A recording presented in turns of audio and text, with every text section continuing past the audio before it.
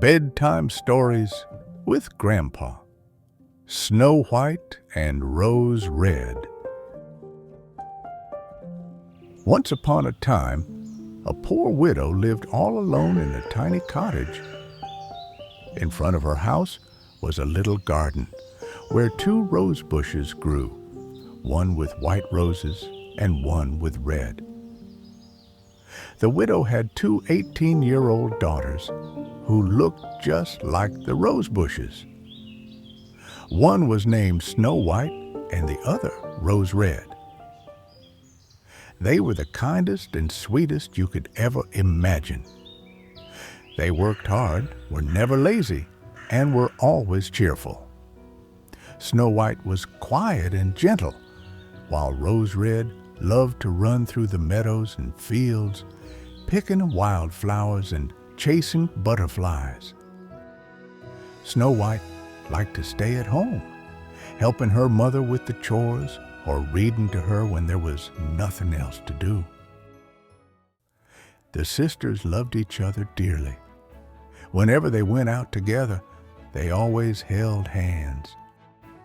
And when Snow White said, "Let's never leave each other," Rose Red would reply, "Not as long as we live."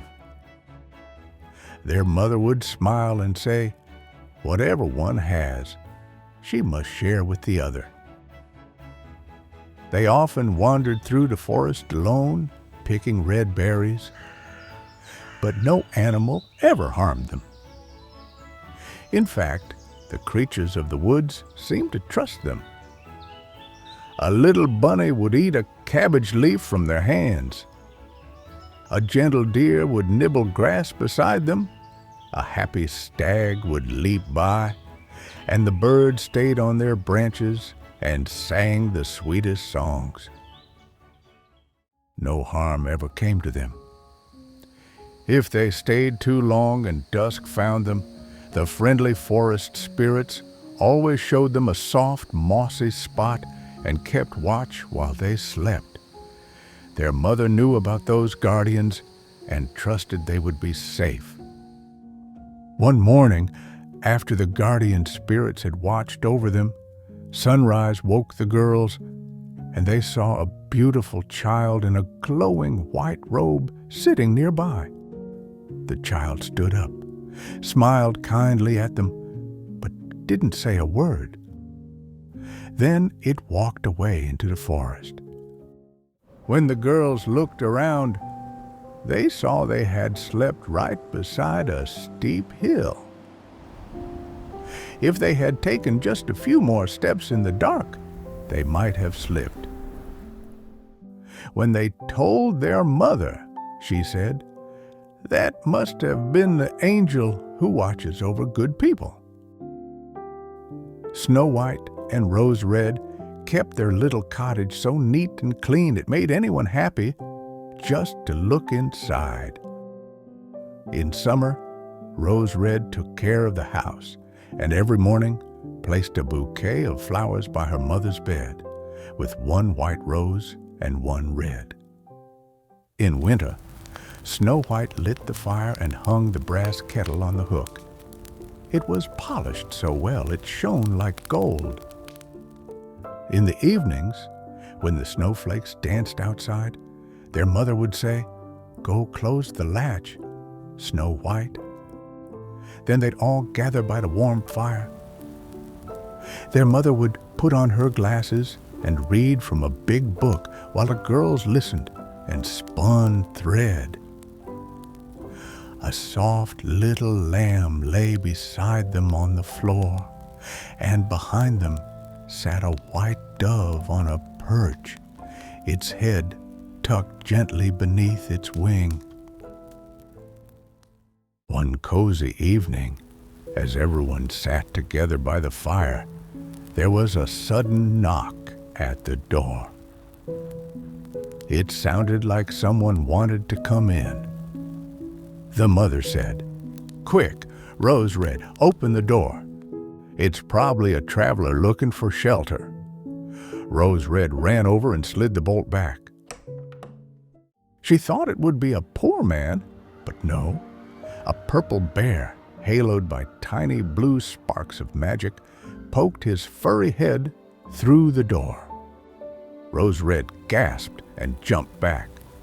The little lamb bleated, the white dove flapped its wings, and Snow White darted behind her mother's chair. But the bear, clearly under a friendly spell, began to speak. "Don't be afraid," he said softly. "I won't hurt you.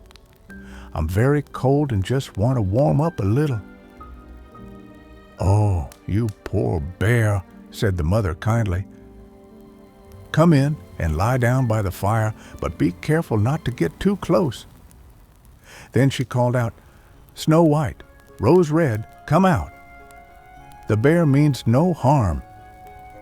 The girls stepped forward, a little shy at first, but soon the lamb and the dove crept close too, no longer afraid. The bear said, "Children, could you brush the snow out of my fur?" They grabbed a broom and swept the snowflakes from his thick coat. The bear stretched out by the warm fire, sighing happily and closing his eyes. Before long, they were all friends. The girls played games with their gentle visitor. They tugged at his shaggy fur, rested their tiny feet on his back, and rolled him playfully back and forth. Sometimes they even tapped him with a soft pillow, and when he made a funny noise, they just laughed and laughed. The bear didn't mind at all. But if they got a little too wild, he'd say in a deep, gentle voice, "Snow White, Rose-Red, be careful where you tread." At bedtime, when the others went to sleep, the mother said to the bear, "You may stay by the hearth in safety and warmth. You'll be cozy away from the cold and storm." At dawn, the children would let him out, and he would trot away over the snowy ground into the woods. From that day on, the bear came every evening at the same time, lying down by the fire and letting the girls play as much as they liked. They grew so used to him that they never locked the door until their black furred friend had arrived. When spring came and the world outside turned green again, the bear said one morning to Snow White, "Now I must go, and I won't return for the whole summer." "Oh, dear bear, where are you going?" Snow White asked, her heart sinking. "I must go into the forest to protect my treasures from the tricky dwarfs," he explained gently. In winter, they sleep deep underground. But now the sun has warmed the earth, and they wake up to play tricks and take things that don't belong to them. Once they hide something away in their caves, it's hard to find it again. Snow White was very sad to say goodbye. As she opened the door for him, the bear squeezed through, but caught his fur on the latch. A small tuft of fur came loose, and for just a moment, Snow White thought she saw a golden shimmer beneath. But she wasn't sure. The bear quickly hurried off and disappeared behind the trees. Sometime later, the mother sent the two girls into the forest to gather firewood. While searching, they found a big tree that had fallen to the ground. If you're enjoying this story, give it a like and subscribe for more magical tales. As they got closer, they noticed something bouncing up and down in the grass near the trunk. At first, they couldn't tell what it was. But when they came nearer, they saw a tiny dwarf with a wrinkled old face and a snowy white beard that was as long as a grown-up's arm. The end of his beard was stuck in a crack in the tree, and he was jumping back and forth like a puppy on a leash, completely stuck. His bright eyes glared at the girls as he shouted, "What are you staring at? Come help me, quickly." "What happened, little man?" asked Rose-Red kindly. "Oh, what a silly question," grumbled the dwarf. "I was chopping this tree into little sticks for my fireplace. Big logs burn too quickly for a small fellow like me. I was doing well until the tree snapped shut and caught my beard. And now you just stare and smile." The girls tried everything they could, gently tugging at the beard, but it was stuck too tight. "I'll run and get someone to help," said Rose-Red. No, don't waste time," the dwarf cried impatiently. "You two are enough. Think of something quick." "Don't worry," said Snow White gently. "I have an idea." She reached into her pocket, pulled out her little scissors, and carefully snipped the tip of his beard free. As soon as he was free, the dwarf picked up a sack filled with gold coins that was hidden among the tree roots. He huffed, "You could have been gentler. My beard was my pride. Oh, never mind." And with that, he threw the sack over his back and stomped away, not even stopping to say thank you. Sometime later, Snow White and Rose-Red went down to the stream to catch some fish for dinner. As they approached the water, they saw something hopping strangely toward the river. They hurried over and saw the same dwarf again. "Where are you going?" asked Rose-Red. "You're not trying to jump into the water, are you?" "Do I look silly?" he squeaked. "Can't you see? A big fish is pulling me in." He had been sitting by the water, fishing, when the wind tangled his beard with the fishing line. Just then, a fish grabbed the hook. The poor little dwarf didn't have enough strength to pull it in. The fish splashed and tugged, pulling him closer to the water. He tried to hold on to the tall grasses, but it was no use. He was sliding closer and closer to the stream. Luckily, the girls arrived just in time. They grabbed him and tried to untangle his beard from the line, but it was no use. It was too knotted. So once again, they had to use the little scissors. Snip! A bit more of his precious beard was lost. When the dwarf saw what they'd done, he wailed, "Look what you've done now! How can I show my face with such a short beard? You should be more careful." Then he quickly grabbed a sack of pearls hidden in the reeds, slung it over his shoulder, and disappeared behind a boulder without another word. Not long after, their mother sent the girls into town to buy thread, needles, ribbons, and string. Their path led them across a wide meadow where giant rocks lay scattered here and there like sleeping giants. As they walked, they saw a large bird circling above them, gliding lower and lower until, with a sudden swoop, it landed behind a boulder nearby. Right after, they heard a small cry for help. The girls ran toward the sound, and to their surprise, they saw their old acquaintance, the dwarf, lightly clasped by the feathery tips of a giant enchanted eagle, which seemed to be airlifting him for a closer look. The kind-hearted girls hurried forward, held the dwarf's cloak, and the courteous eagle promptly uncurled its talons and soared peacefully back into the sky. Once the dwarf caught his breath, he complained in his usual cranky voice, "You pulled too hard. Look at my coat. It's full of wrinkles now."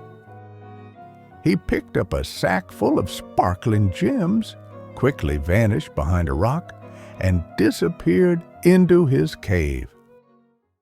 The girls were used to his grumbling by now, so they just continued on their way, did their shopping in town, and began their journey home.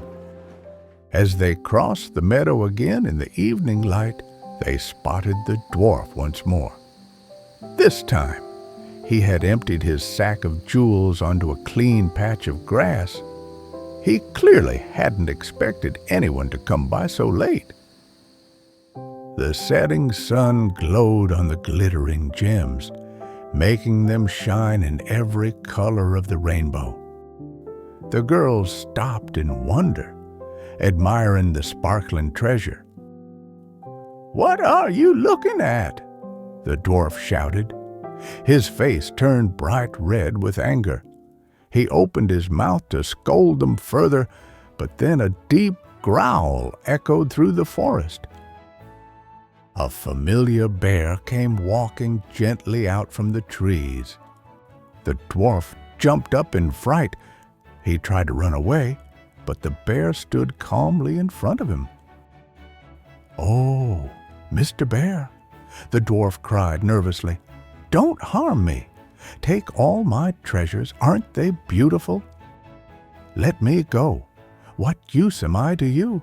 I'm much too small and thin, but look at those two girls. They're healthy and strong. Chase them instead." But the bear ignored the dwarf's words completely. The bear touched the ground beside him. A swirl of golden sparkles rose, and the dwarf fizzed away like a firefly on the wind, perfectly safe, just carried off to start a new, honest life. The girls were about to run, but the bear called after them kindly, "Snow White, Rose Red, don't be afraid. It's me, your friend." They stopped. That voice, they knew it. When the bear reached them, his fur magically fell away, and there stood a handsome young man dressed from head to toe in shining gold.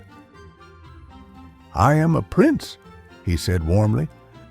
"The selfish dwarf had stolen my treasure and turned me into a bear with a spell. Only kindness could break it, and your kindness has finally set me free." Snow White married the prince, and Rose Red married his brother. They shared the dwarf's treasure and lived happily ever after. Their dear mother stayed with them for many joyful years. She even brought the two rose bushes with her, and every year, just outside her window, the white and red roses bloomed more beautifully than ever. And so, Snow White and Rose Red lived happily ever after, kind and brave, just as they had always been. This story reminds us that being helpful, gentle, and caring, even when others are not, can lead to wonderful things. When you do good, good things find their way back to you. So be like the two sisters. Love your family, be kind to everyone, and never stop being curious and brave. Who knows?